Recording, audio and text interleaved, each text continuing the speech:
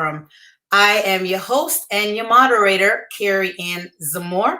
I am a clinical social worker as well as a university professor. I'm also the chair of the National Committee on Nomination and Leadership Identification, and I will be your moderator today in order for you to meet the candidates. And so I'm really excited that we're having this forum and that you, social workers out there in social work land, get to hear from your candidates as you prepare to vote. Just to explain some of the spaces that are up for election, and please go to the National Association of Social Workers website and take a look at the candidates for NASW 2021 national election. And so we are voting on the vice presidents, the treasurer, the BSW student member, as well as some of our region directors. And that is Region 3, Region 4, Region 6, Region 8, Region 9, as well as 2 NCNLI regions 11 and 13 representatives. We'll be with you for approximately 1 hour. I have a few questions that I will be asking the candidates, and then I'm going to open it up to you to hear from you. What are some of the questions that you think are important that you would like our candidates to answer? But first and foremost, let me allow the candidates to introduce themselves to you. We have a few candidates here in our Brady Bunch box that will introduce themselves to you. And then we also have a few candidates who are not able to be with them, but they have prepared videos. As soon as the candidates who are present with us are through introducing themselves, you will see approximately 15 short videos of the individuals who are not here. Immediately after this, we will begin to ask the questions. I'm going to start with our candidates for vice president. And so I'm just going to look right here in my box who is quickest to me, and that is going to be you. If you would, please, Ms. Guadalupe, if you would, introduce yourself. Thank you very much. I'm Guadalupe Lara. I'm a licensed social worker. I'm currently the director of LASED Senior Wellness Program in Detroit, Michigan. And I am running for vice president because I am totally committed to our association. I believe in NASW, and I believe that for many years they have shown us that they are a great advocate for social workers. I believe in celebrating social workers now more than ever. I've seen on the front line social workers as the essential workers. I know here in my own agency, we were home-based 3 weeks, and then we were out in the field taking food to seniors that were shut in, arranging video doctor calls for seniors, transporting seniors, and doing the work that all of you as social workers know is so important. And I want to bring those stories forth just as NASW is doing it now. And I'm also very concerned on topics of the moment, but also topics that have been here: fighting poverty, injustice, access in the workplace. We've worked on diversity, but not so good in terms of inclusion, having people, once they're there, having a voice so that we can make a difference for the services that are so needed in our communities. I'm also very interested in addressing some of the ills from the past administration on immigration that were not friendly to children and families. And I believe NASW has already initiated some of these things. The immigration toolkit for social workers is very useful, and so many other issues that are at the forefront, especially HR 1 that we'll discuss later on. Awesome. But it is an honor for me to be running for vice president. Thank you. Thank you so much, Ms. Lara, for your introduction. The next candidate for vice president is that of Mr. Street. If you would please introduce yourself. And with the introductions, I'll ask you if you would keep your introductions to a 1-minute brief, and then thereafter you can answer your questions in 2-minute increments. Thank you. Absolutely. Good afternoon, everybody, and thank you for joining us today. I am Dr. Anthony Street. I am an associate professor at the Morgan State University here in Baltimore, Maryland. I am running for vice president because I think that, in all my time working with the association and having leadership positions, that we are in a time and space where social workers can take the lead and really make change across the U.S. And in that regard, I think that a lot of the issues we've seen around social justice, we've seen around access, we've seen around policing, we need to really be part of those conversations and really taking the lead on how to make these changes. Some of the things that I want to work with the association with are becoming more inclusive, becoming more anti-racist, and really taking a look inside of social work so we can make the changes within social work, but also let those changes permeate into the larger, greater society. I look forward to answering more questions, and I also look forward to your vote. Thank you. Thank you so much, Dr. Estreet. And now for the candidates of treasurer. I'm going to start at the top of the box here with Mr. Troy Brindle. Please unmute yourself. Sorry about that. So hi, my name is Troy Brindle, and I am currently running for treasurer. I've served in elected position for NASW for about 14 years now at a state and local level. Served in PA as president and division chair, and has served recently on the national board as the regional rep for Region 4. The times that we're in is unprecedented. The last year and a half of COVID-19 has absolutely put social work as a major need and at the forefront of our society. I think it's critical that we are at many, many critical intersections nationally and at state and local levels as well. So to that end, NASW is the most influential voice for our profession. If elected treasurer, I hope to use my influence to serve members, advance our profession, and support financial stewardship of NASW. I've had the privilege of being a clinician, an advocate, a business owner. I owned a business for over 20 years and grew it to one of the largest practices in Pennsylvania and sold it to a national company where I'm currently the national vice president of behavioral health integration services for Refresh Mental Health. And I also serve as chief operating officer for a large nonprofit organization in Pennsylvania. It is really important to have financial stewardship at this intersection. We've all been hit very hard. And in order for our organization to have longevity, we have to balance both the fiscal, business, and organization-wide best practices to maintain our viability. So if having the opportunity, I would love to use my influence and expertise to encourage our national organization to continue to be sustainable and viable, and to use my diverse skill sets to really continue to support NASW and advance numerous critical agendas, whether it's equity, diversity, inclusion, standing up against anti-racism, systemic racism, and or just building coalitions to advance the policies of NASW. Awesome. Thank you so much, Mr. Brindle. And then Mr. Ryan Estes. All right, well, good afternoon, everyone. Thank you for your time. Again, my name is Ryan Estes. I'm from North Carolina. I'm currently on the national board as the regional representative for DC, West Virginia, Virginia, and North Carolina. I've also previously been our North Carolina chapter president. Similar to Troy, I've been in elected roles with NASW for a decade. I have a master's in business association along with my MSW. I'm a professor at University of North Carolina, Wilmington, go Seahawks, and I'm running for two reasons. One, I think that we have a responsibility in the treasurer role to practice good fiscal stewardship. I've been on our financial board as well as the audit committee, so I really have the nuances of where we are strong and then where we can pivot. One of my platform goals is to really make our association dues more relevant.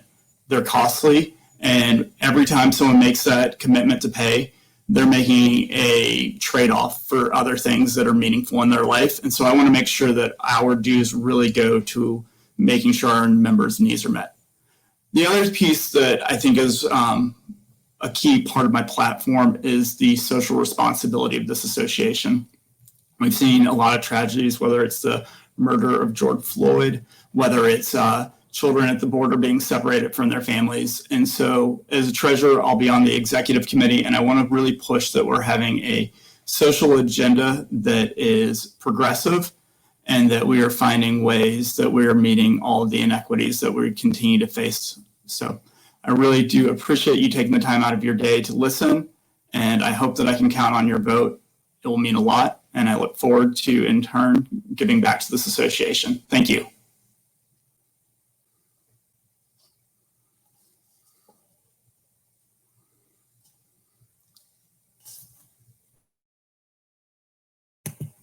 Carrie Ann, you're on mute still.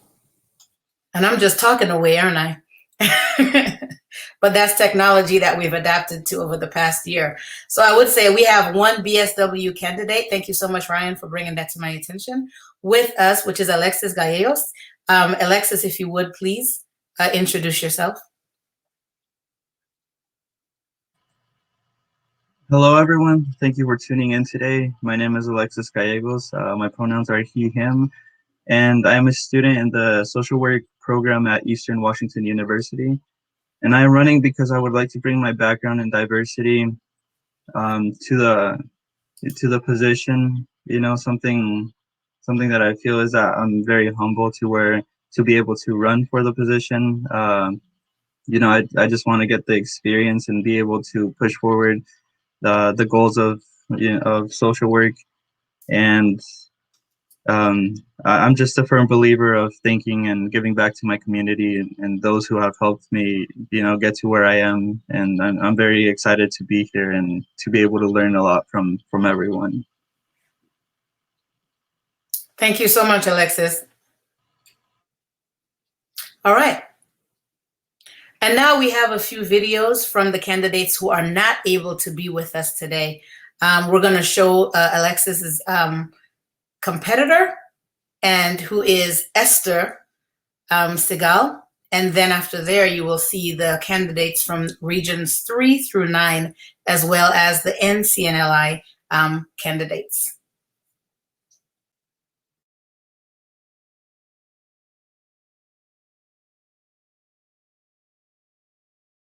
Hi everyone, I'm Estes Siegel. I'm running for BSW student member. I'm running because I saw a lack of role models for students on the macro level of social work.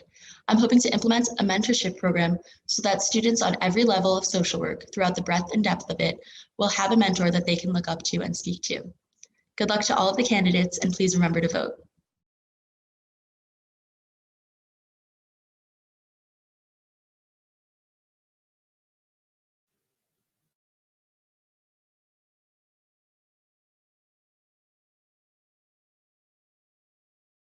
Hello, I'm Diane Bessel, and I'm a candidate for Region 3 Director.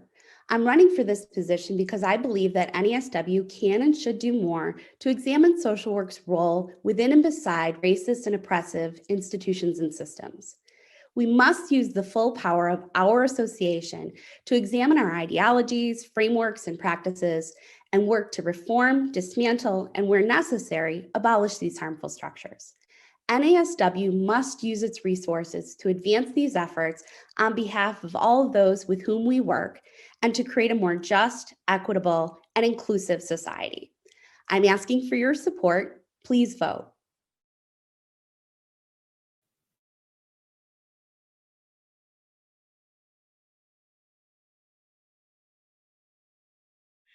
Hello, I'm Lorena Coloratolo, candidate for the NASW board position of Region 3 Director. Given the recent pandemic, subsequent economic crises, and resultant exposure of class divide and its inequalities, we, as social workers, are well positioned to play an important role in building a better future.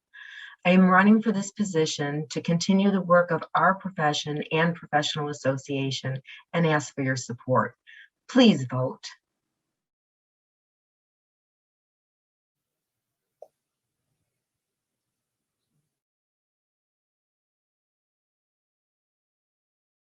Hi, my name is Bedia Criscolo, and I am a candidate for the Region 3 Director for New York State.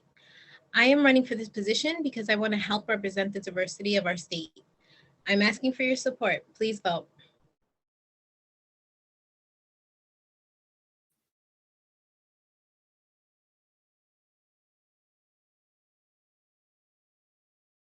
I am Sierra McNeil, and I am a candidate for Regional Director 4, representing Pennsylvania and Ohio. I am running for this position because I believe social workers possess the education, training, and the unique understanding of systems and their direct impact on societal injustices. We must return to the grassroots change agents that our profession was built upon and call out injustices not only in society, but internally as well. The gap between macro and micro social work can no longer exist because one cannot succeed without the success of the other.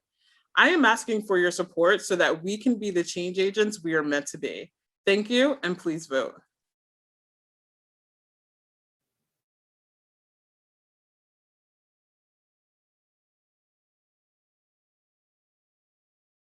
Hello, I am James Andrews, and my pronouns are he and him.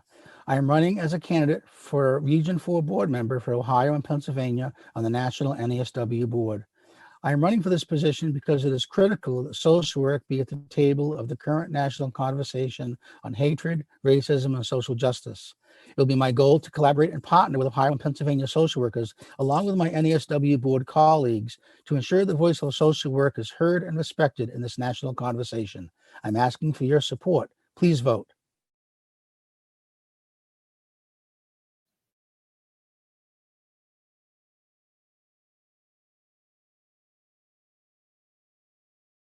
Greetings. I am Phillip Pratt, a candidate for the NASW Board Region 6 Director. I serve currently as the NASW Maryland Chapter Board Member at Large and believe that I am qualified for this role for three things: communication, advocacy, and transparency. By electing me to this position, this would ensure that there's a strength and diversity on the NASW Board of Directors and to bring to the NASW Board the diverse perspectives of Region 6 to help inform the board's decisions. By drawing on your support, we can build a better and more diverse tomorrow that embraces what NASW continues to strive toward, enhancing personal growth and a commitment to social justice. I look forward to your voice, your vote, and support. Thank you.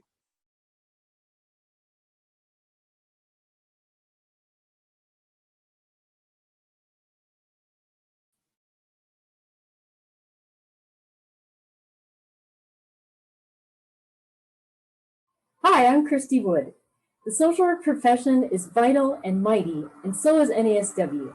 As a director of the board for Region 8, I want to strive to make every social worker's voice heard, to empower all social workers to be engaged in our organization, and to help make decisions that make NASW an even stronger catalyst for positive change. Thank you for the work that you do every day, and thanks for voting.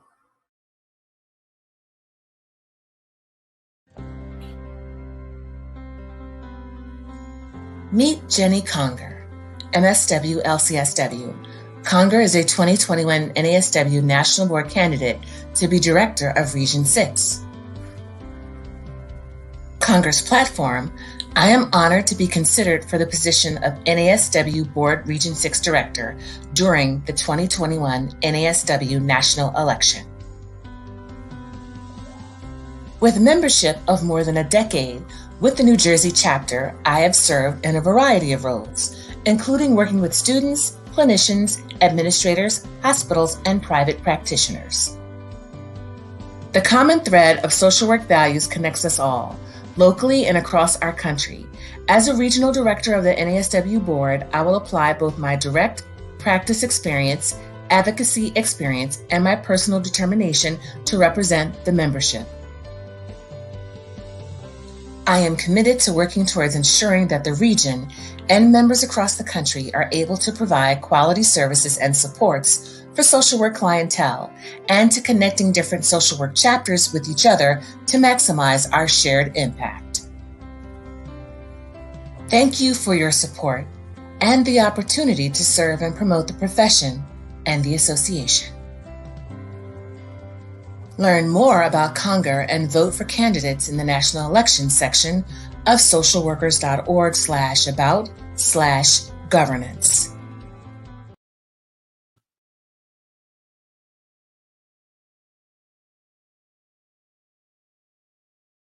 Hello, everyone. I'm Daphne Berman, and I'm running for the NASW Board of Directors from Region 8. So if you live in Indiana, Michigan, or Wisconsin, I'm asking for your vote. I'm running because I'm passionate about making sure that the social work profession continues to be strong as we are witnessing new forms of inequalities and new ways of perpetuating them. So I'm asking for your support. Please vote.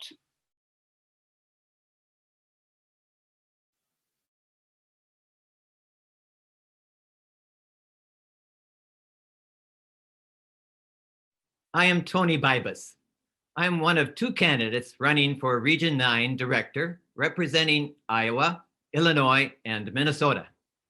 I am running because together we can advance NASW's purpose of promoting social work practice standards and ethics.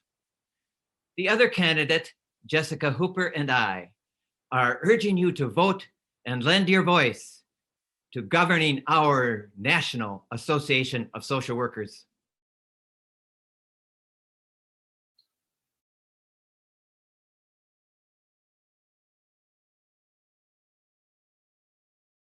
Hi, I'm Jess Hooper, one of your candidates for Region 9 Director, representing Iowa, Illinois, and Minnesota. I'm running for this position because I want to represent Region 9 social workers on a national level in this moment of time in history.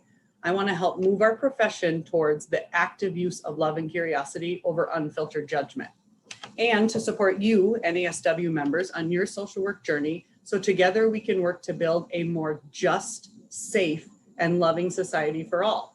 The other candidate, Tony Bybus, and I are asking you to participate in this election by using your voice and voting. Thank you.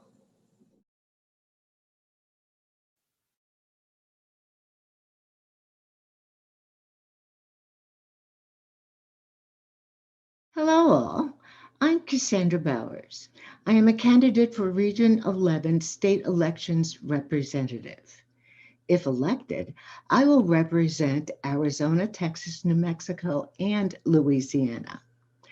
I'm running for this position because first and foremost, it is of great import to me to ensure the continued quality of NASW's leadership, thereby providing recommendations for individuals representing our national organization from Region 11.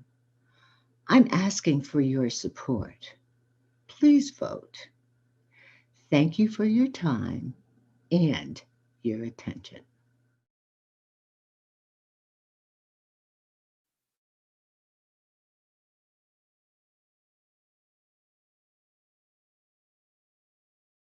My name is Blanca SanchezMcGee, and I am a candidate for the National Committee on Nominations and Leadership Identification, Region 11 Representative. I'm running for this position because I believe that strong leaders abound within the social work profession. Identifying and supporting them is a role that I have enjoyed as a member of the NCNLI. For over 5 years, I have advocated for social workers in leadership positions.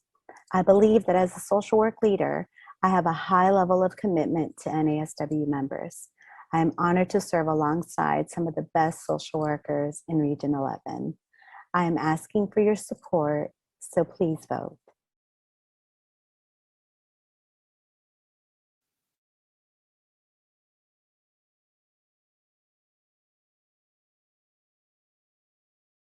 Hi, everybody. This is Peggy Palinski. I'm a candidate for the National Committee on Nominations and Leadership Identification, representing Region 13, California.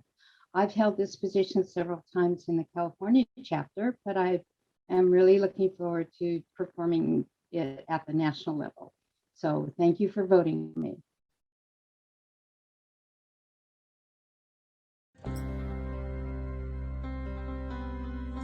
Meet Toby Herr, LCSW. Herr is a 2021 NASW National Board candidate to be representative for the National Committee on Nominations and Leadership Identification for Region 13. Herr's platform. The NCNLI provides important and often crucial support to the NASW Board in identifying and fostering the future leaders of our association. No other resources are more important than our members. In this time of turmoil with growing inequities, racism, and public health crises, an association of professional social workers is more essential than ever as a steward of professional identity deeply rooted in social justice. If elected the Region 13 NCNLI representative, I will work with the chapter leadership to identify leaders of different abilities, identities, ideas, and life experiences. Diversity may give the appearance of equity, but we must reach deep within our ranks to identify and elevate the members who are not often heard, but whose ideas and actions can help NASW become a progressive and innovative voice for the social work profession. Learn more about her and vote for candidates in the National Elections section of socialworkers.org/about/governance.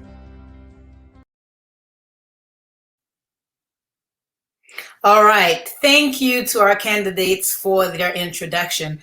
I hope those of you out there in social work land took copious notes and that you have some questions for the candidates who are here. I want you to keep in mind that even if a candidate is not present with us, you can continue to type questions in and the candidates will respond at a later date.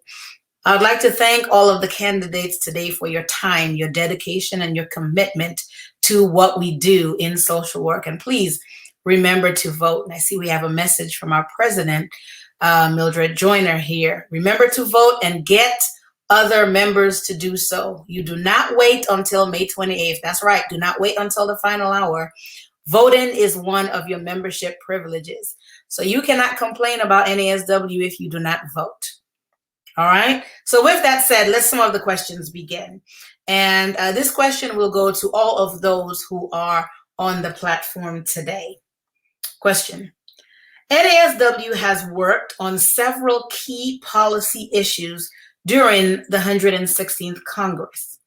What are some key issues do you think NASW should focus on moving forward and why? I'm going to start in my handy dandy Brady Bunch box to the person who is on my right, which is Troy. Okay, well, there's been several initiatives, but I think really some that hang out to me is HR 1532, the Social Work Reinvestment Act. One of the things that we have to do is we have to continue to advocate for social workers and social workers within the profession. Whether it's creating pathways of loan forgiveness, loan payment, looking at an equitable wage and wage increases. We are the workforce that is really going to be highly leaned into over the next 2 decades, dealing with fallout from COVID-19 and the lived trauma and the experiences that we've had over the last year and a half. I also think it's important to, as we are continuing to look at COVID-19 recovery, to also make sure that we're improving access to mental health and physical health care, as well as championing causes around equity, diversity, inclusion, dealing with the crisis at the border, the separation of children from families. There's much work to be done. So with that said, social workers are more essential now more than ever, and we just need to be able to have our profession continue to advocate for our needs. Right. Thank you for your answer, Troy. Guadalupe, we will go to you next. Same question. Would you like me to repeat the question, Guadalupe? No, that's fine. Okay. I would also concur with everything Troy said, and I would add that I also like the work that NASW has done also with preventing violence, strengthening programs for women and children. And I think more than ever, we need to continue that work. I also believe the work that NASW is doing to eliminate racism and to bring inclusion into workplaces, in all workplaces, but I think we need to focus in the workplaces where social workers are, because they sometimes are victims of some of these injustices. And I want to support the work of these platforms, podcasts. I want to congratulate our current president, Ms. Joyner, has done an amazing job of bringing this information forward to our social workers. And I also support the various components and committees of social work, of NASW, in particular, the ethics committee and that social workers who are members have access to a consultation on these very tough subjects. We need to open it up more. And I would be very interested in these areas because my career has been built on that. All right. Thank you so much, Ms. Guadalupe Lara. I will go next to Dr. Anthony Estreet, if you would, please. Same question. Absolutely. And similar to what Troy said, I would say, I would think that one of the key policy issues that NASW has focused on is HR 1532, which is the Social Work Reinvestment Act. And in that regard, one of the key things, as Troy mentioned, was the growth and the retention within our profession. And one of the ways that we can do that is through student loan forgiveness. So not being that far from a student myself and also being a current professor at Morgan State University, I understand, the impact of student loans and how they impact people and their growth. Being able to engage in a program that allows for loan forgiveness is one of those key things that can draw people to our profession, but also retain them in our profession. One of the things that we often hear is that social workers don't make any money. I've not been one to believe that, but in the same sense, we also understand that the cost of higher education continues to grow and that people continue to take out loans to meet those needs and those demands. So having a pathway to come out of debt into, start a life in your professional life in a way with lower debt is one of those things that is key to growing the profession, but also engaging that younger social work population who choose to continue in school and higher education. All right. Thank you so much, Dr. Estreet. And to you, Ryan, same question, please. Thanks, Carrie Ann. So there's definitely a handful of things. We have a large student membership basis. And so to be sensitive to some of the more pressing things that go for this group, things like licensure mobility. We've made a lot of headway in that, and there's still some pieces that can be done at the state levels to work through that. Also, to Dr. Estreet's point, I think loan forgiveness is huge. So when we keep talking about the Social Work Reinvestment Act, is because it covers such an umbrella of these issues. It creates a social work commission to look at things like workplace safety. It looks at competitive pay. It looks at advancing our profession in different state legislations. And so I think that that's why that is such a pivotal piece of our legislation that relates back to our profession. And then I think that there's a couple of other things that have come up this year that, or in the last several years, that really continue to be plaguing our society. One is, what does police reform look like? I know we're going to likely have a specific question on that in a moment, but I think it's just really imperative to note that those statistics haven't changed since the murder of George Floyd, and our association has to be able to do something about that. We also really need to look at what immigration and pathway to citizenship look like. And so if you look at our legislation from 116, there's not one thing on there that I think is more important than the other. They're all important. It's around the pragmaticism, though, that now we have leadership that's willing to listen. We're in very slim margins to be able to push forth an agenda that looks like what we have long been saying that we want to work on as an association. So I think it's really about trying to create those inroads. And so I think if you go and look at our website, every one of those advocacy things are really important. And I don't want to undermine any of them by not mentioning them. So I just encourage that as you look at the candidates, that you also look there and you reach out. But I think the association has a lot of work to do in the things that I stated. All right. Thank you so much, Ryan. And for those of you out there watching, please be reminded that you are able to type your questions in if you have any questions for the candidates. I know that there are a host of issues that are affecting our nation currently that directly impacts the populations that we work with.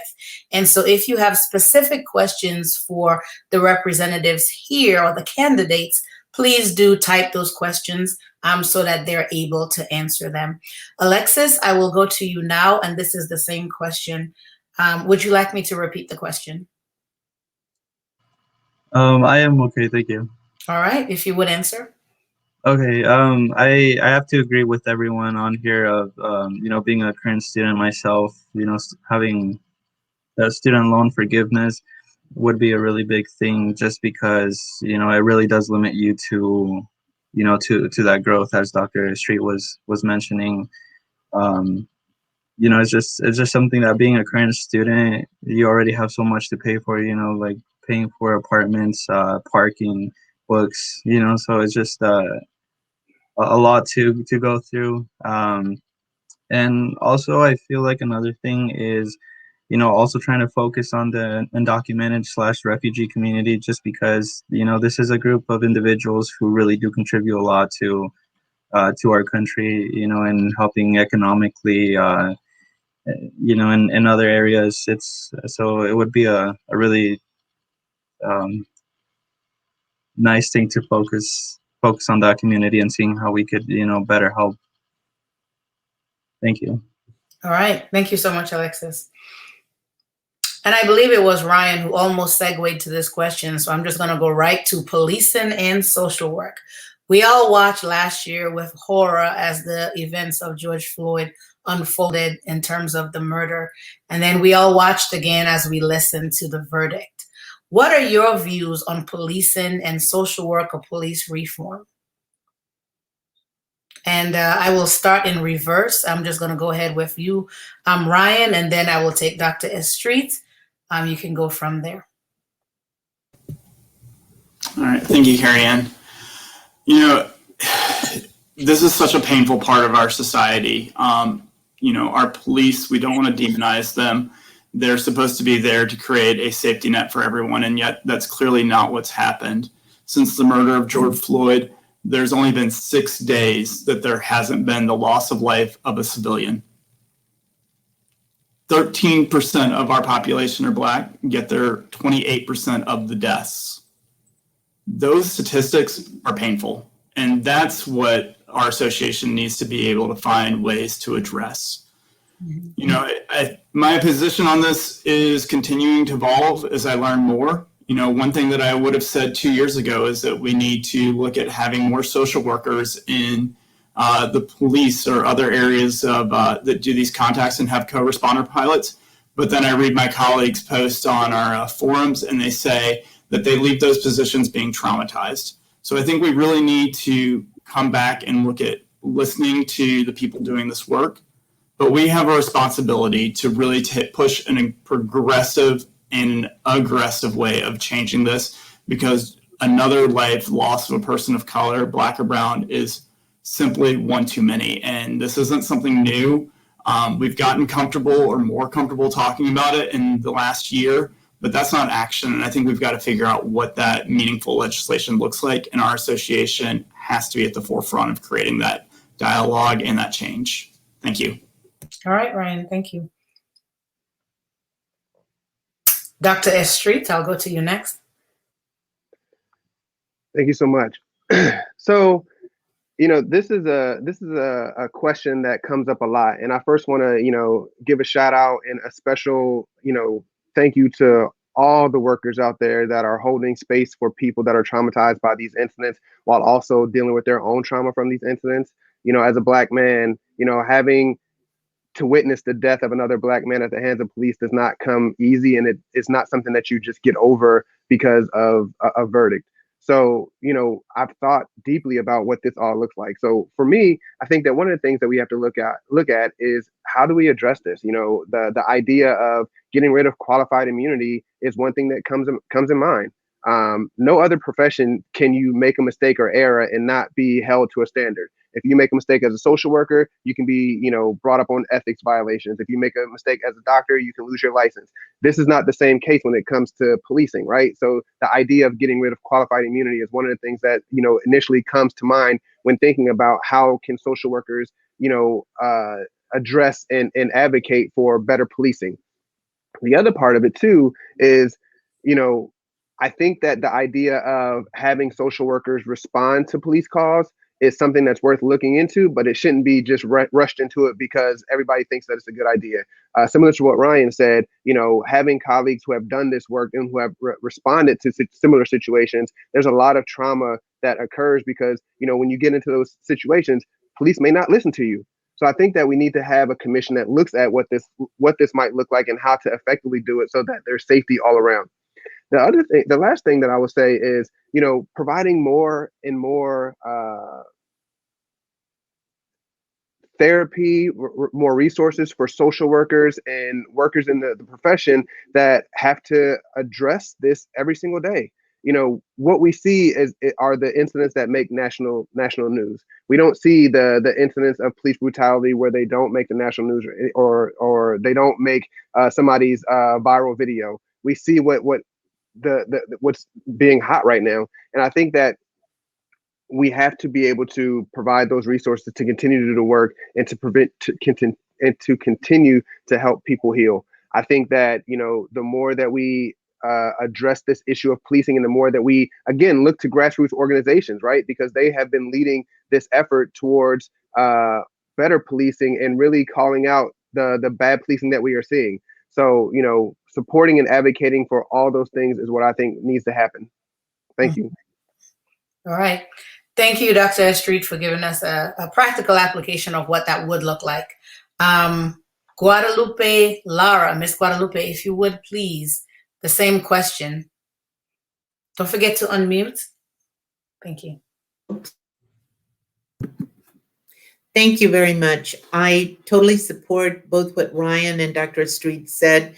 Having started my career working at Sex Crimes Unit at the Detroit Police Department, I certainly have experience in that area, and the whole issue of trauma is very real. I do agree that there are not enough resources for social workers or time cut out because those jobs are so intense. You're so busy doing the work, you're just constantly going. And I am totally a proponent of corrective action, that these behaviors that have occurred that are just abusive, hurtful, painful to everybody, somebody has to be responsible. And that person that did the act must take responsibility. I know that while we got that in this George Floyd case, there are many, many others that have not taken responsibility. And starting with immunity, getting rid of that is very important to me.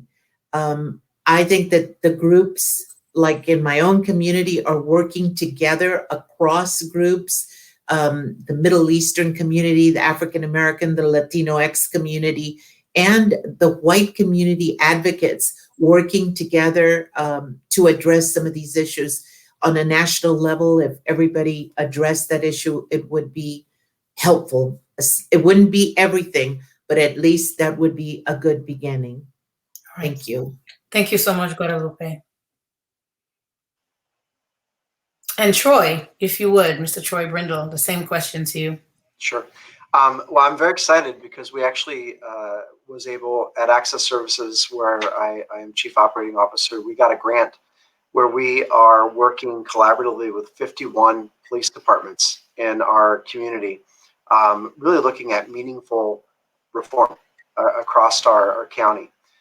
One of the things that we've seen is the lived response of trauma when you put clinicians or social workers inside the settings. I think part of it is creating a pathway for educating and training and equipping our profession. And this is another excellent opportunity for NASW to be at the forefront, working with our sister organization, the CSWE, and other organizations to make sure that we're providing our profession, who I do think is highly qualified to be in this space, but they also need to be resourced appropriately and provided tools, not only for education, but also tools around self-care. So there's no doubt that reform is at the forefront of all of our minds. Dr. Street and Lupe, kind of hit the immunity. The immunity has to be addressed. That has to go away. But I think, the larger conversation is that by taking communities at the hub of this and having a community partnership where you have a profession, an organization like NASW taking a lead at a national and state and ultimately local level, that is only where real change and reform is going to happen. So we have a lot of work to do, but the timing is right for this work, but we need to be intentional. and purposeful about the opportunities as they present. All right. Thank you so much, Troy. And I would ask, because I can imagine that some of our colleagues may be out there and they might say something like, this is something that is systemic, right? We're talking about this is institutionalized, this has historic implications of what policing looks like, particularly with Black and Brown communities. And so how do we, or you rather, in your roles, address systemic changes that affects the populations that we save, systemic changes for policing and racism? What would that look like? And so that could go to anyone. I'm just going to let whoever wants to press the button. That follow-up question is to anyone. So this is Anthony. I would say, we have the social work tools. So I would say advocacy. One of the strongest tools that we have is advocacy, right? And advocacy can look a lot of different ways. And one of the things that I love about the profession and how we've grown is that social work advocacy does look differently, right? So it could be through social media. It could be through, writing your congressman. It could be through telephone calls. It could be through grassroots protests in the streets. It could be a lot of different ways. But what we get from it is we get change, we get action, we get people to pay attention to it. And that in itself is a huge thing. So, when we hear people talk about defund the police, they may not like the way it sounds, but people are looking into it. They're trying to figure out what they're talking about. They're talking about reallocating resources to those areas that are most in need. So the idea of advocacy in itself is one of those strong suits that we have in our profession, that we teach our students, that we can continue to use as a strong tool to make these changes. So, keep yelling defund the police, keep yelling about qualified immunity, keep yelling about the social injustice that are happening to Black and Brown people, and keep bringing it to the attention. It may not, I can tell you right now, because we've seen this, from decades on. It may not be something that happens immediately, but we are making changes. We are having more attention. We are bringing this to the light. And so keep advocating, keep, screaming at the top of your lungs, and keep pushing the bar forward. All right. Does anyone else want to answer the follow-up question? Yeah, I'll quickly just say that, I think that we have to use every senseless life as an inflection point. George Floyd's murder definitely pushed us forward, but there's been so many more deaths since that moment. In North Carolina, we recently had the death of a Black man in Elizabeth City. And that called upon our governor to say, we want to release that footage. And, and that's done at a local ordinance. But why? Why does the governor not have that ability? Or why? And so I think that those are the ways that we have to push forward legislation. Video cameras shouldn't be available when it's convenient, or when it's captured on social media. That should be something that's available. Guadalupe and Dr. Street both pointed out things like, the losing of immunity. And I think that at this day and age, they're absolutely right. Police should not be able to hide behind that shield. Those are the things that NASW has an ability to change at a national level and at a state level. Awesome. Thank you so much, Ryan. When you talk about strategic timing, I think that coming together as a group, as a national organization, and using those kinds of examples is very powerful. I know Dr. Street talked about doctors couldn't do this and get away with. Well, they did at one time, but social workers spoke out and revised and partnered with the medical school and the corporation, and a policy was developed and behavior was evaluated. And you can't sometimes get to the root cause, but you can address behavior, and there can be consequences. And it wasn't punitive. It was, obviously, they didn't murder somebody, but it was punitive in the outcome for patients and staff who were traumatized. But it went through a process. You go to get help first to find out what drove that behavior. And then if the person said, well, I'm not going to, I'll go, but I'm going to be doing la, la, la, I'm not going to do anything. Well, then it went to another step, because we had to look at also corporate policies, preventing lawsuits. When you begin to look at strategic planning of the organization, what their goals are, and you tie in the behavior in there, you get outcomes, positive outcomes for the community. but we have to keep going at it in a strategic way, addressing these issues. Okay. Thank you so much, Lara. Troy, were you about to respond? Yeah, I also think, as part of our role, obviously social justice is a big part of our profession as well as being advocates. And we cannot make any meaningful change unless we do it through policy and legislation. So we all know that. And my esteemed colleague spoke to that. Very, very important. I think one of the other powers of our profession is the ability to build coalitions. And we can bring other groups, other organizations, powerful organizations to bear, to join the fight and to take the fight with us, so that we can really create meaningful systemic change and systemic reform, which is what we're called to do. So coalitions is another powerful tool that I'm committed to continuing to further and build, as I'm sure my colleagues are as well. But we don't have to do it alone. The time is right to get other people on board, and you got other people engaged and in charge. We just need to take the lead. Yes, yes. Social workers definitely stand up. Thank you so much, all of the candidates, for your feedback. Remember, those of you out there, if you have any questions, please feel free to type your questions in. We will be taking questions from you. I'm going to ask the candidates one more question, and we do have an audience question that we would like to take. Again, get out and vote. The deadline for voting is May 28th, but you do not have to wait until the last date.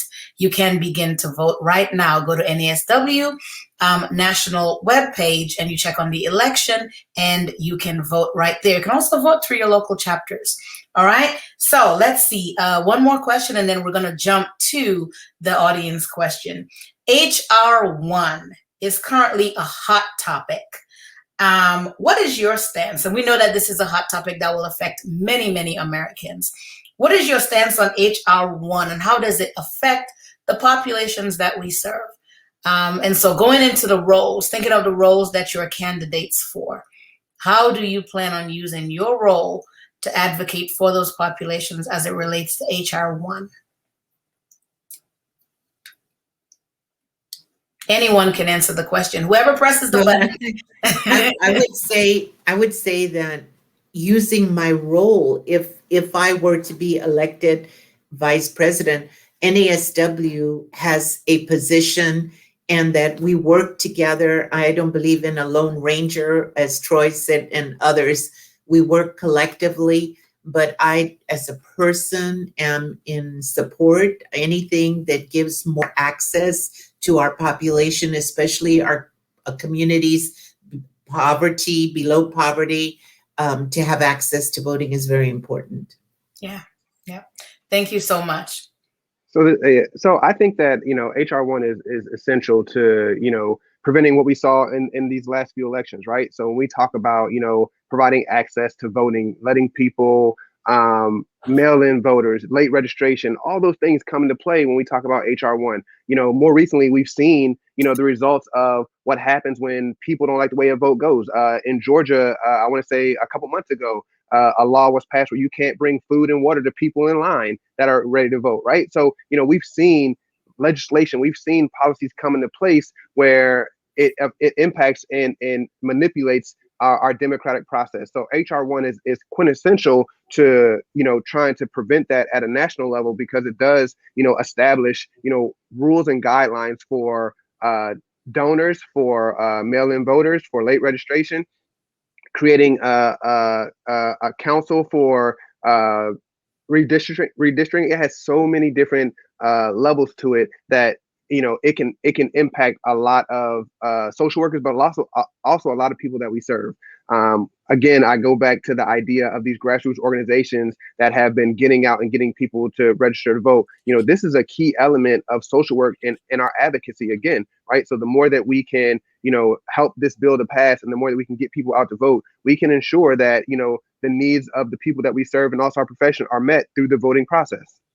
Yes. Thank you so much, Dr. Estreet. I would simply state that this country has had voter suppression since it was first put together. This HR 1 is the most recent iteration of trying to tackle that. But whether it's been silencing women or silencing people of color, that our country is built on that to keep white patriarchy in power.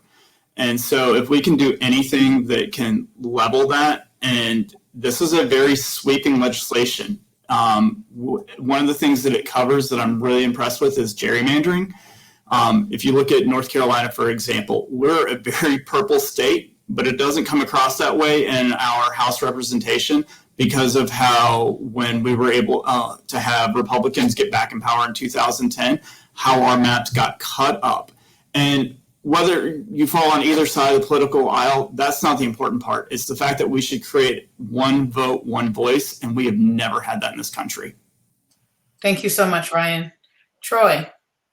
Yeah, I think one of the things that, you know, as a treasurer, you're always looking about fiduciary responsibility and making the best of your resources. So I really like the campaign finance reform portions of this, reducing unnecessary money that gets infused into politics that creates offsetting, and it creates just marginalization. I mean, it inhibits what we can do.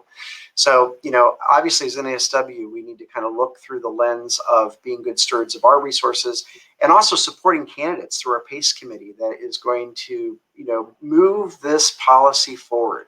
That is a critical function. So I think as we're also looking at keeping our house in order as NASW to serve our amazing members, because we only exist because of all of you amazing members, we need to make sure that we're also positioning ourselves to have people held accountable for fiduciary responsibility and campaign reform, which is critical to expansion of voter rights and changes that need to happen across the land. And to Ryan's point with gerrymandering, that's been going on forever. So just finding meaningful ways to put an end to how this entire thing gets lopsided and rigged, honestly. So Awesome. Thank you so much, Troy. Alexis, would you like to answer this question? Yes, I would. I would like to agree with everyone here. You know, this is something that I'm also in support of. Just because, you know, one of the goals of social work is, you know, social justice. You know, trying to advocate and fight for it. And I believe as a, you know, candidate for the BSW student member position, one way that I would, you know, try to help out is by advocating for it, trying to push it, you know, trying to encourage new and young voters to, you know, like to know the importance of, you know, the importance of voting, you know, as we saw in this recent election. And so just pushing more for it is something that I would like to focus on. All right. Thank you so much, Alexis. And each of the candidates, thank you so much for your time, your dedication, and once again, your commitment to the profession of social work and your desire to serve on the governance of social work. Again, thank you for spending this hour with us. And as we prepare to close, I would just ask your closing reflections, just again, to tell the world of social work out there, why should we vote for you? Why do you deserve our vote to lead in NASW? And I'm going to start again just the way we started with Troy, and then we will work our way through. You have 1 minute each, please. Thank you. You can start, Troy. Well, I'm a social worker. I mean, that's the bottom line. I mean, I bleed, live, and die social work. I think one of the things that I've been very amazed and impressed with is just how incredible our organization is, our breadth, our depth, our diversity. You know, we have been at the forefront of so many important changes in our society for decades.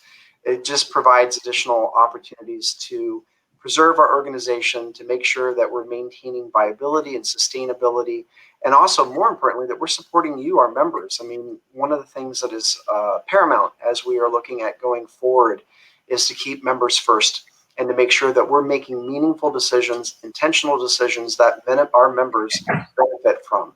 And if you elect me to the role of treasurer, I will take this role obviously very seriously and work very hard for you, our members. I also want to say, while you're looking at voting for us, take an opportunity to get out and vote tomorrow in the midterm elections. It's also very important. Thank you. All right. Thank you, Troy. Miss Guadalupe Lara, if you would, please. Thank you, Carrie Ann. I love social work. As I said before, I love it so much that I'm licensed both in macro and in clinical.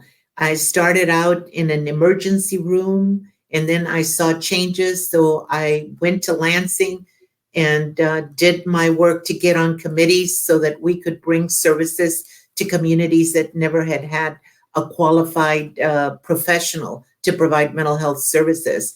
And there began my career, a combination of advocating and having meaningful legislation and money attached to it to provide services in our community. I believe in that process. I believe that NASW follows that process, and I hope that you will vote for me. Although all the candidates here have done an amazing job, I would vote for them if I was running. And social worker is that kind of an organization. We're a collaborative, and I think that if you're in this profession already, you know the benefits of it. So thank you very much. Thank you so much, Ms. Guadalupe Lara. Dr. Anthony S. Street, if you would, please. Thank you so much, and I want to take a quick moment to say thank you to Carrie Ann and the entire NCNLI for this amazing slate of candidates. Similar to what Guadalupe said, I would vote for everybody. You guys are an amazing group of people.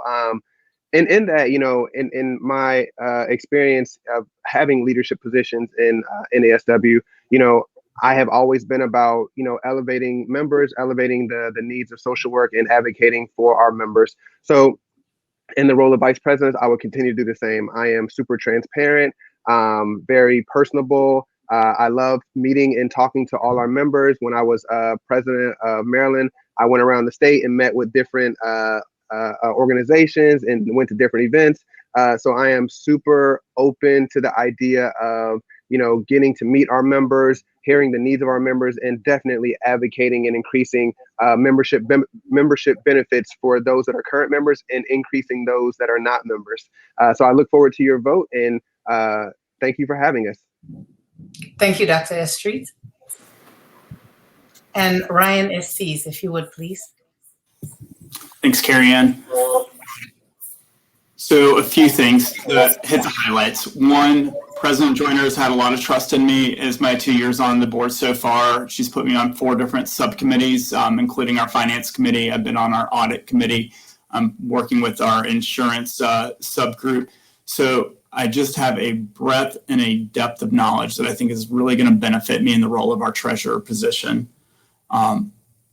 My job, I didn't really talk about it. I'm a treatment operations director for a $50 million nonprofit. I started 10 years ago. It was $10 million.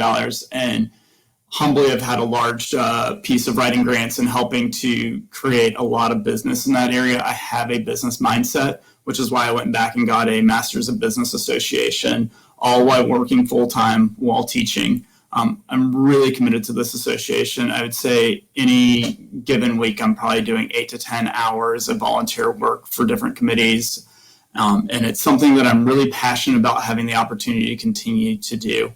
I've been a treasurer before, so I understand the governance and the fiduciary responsibilities that come with that. That was for a $2 million nonprofit in North Carolina. So I've had the opportunity to really understand the roles and responsibilities that would be entrusted upon me in this position. Thank you so much for your consideration.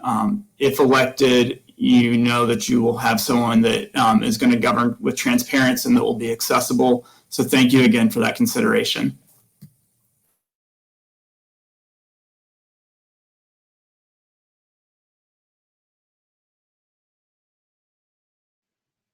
All right, Alexis. Yes. I'm just very eager to get out there. As a student, I'm, beginning to get into the work field, and I can't wait to get there. Like I said, being a student, I was still in that, mentality of, oh, what am I going to do with my life? But I know that, helping others, and especially working as a team, is something that I'm, very excited to be doing in the future. And, currently at the volunteer work that I am doing, and the experience that I am gaining with, working on the hotline with the Washington Immigrant Solidarity Network, being an advocate volunteer with Raíz of Planned Parenthood is just, a new experience that I want to add, to this BSW student member position. And I'm just very humbled to be running against someone like Estes, you know, being able to learn from everyone on here. And I'm just really grateful for the opportunity and just keep hoping to strive forward for the better of everyone. Thank you.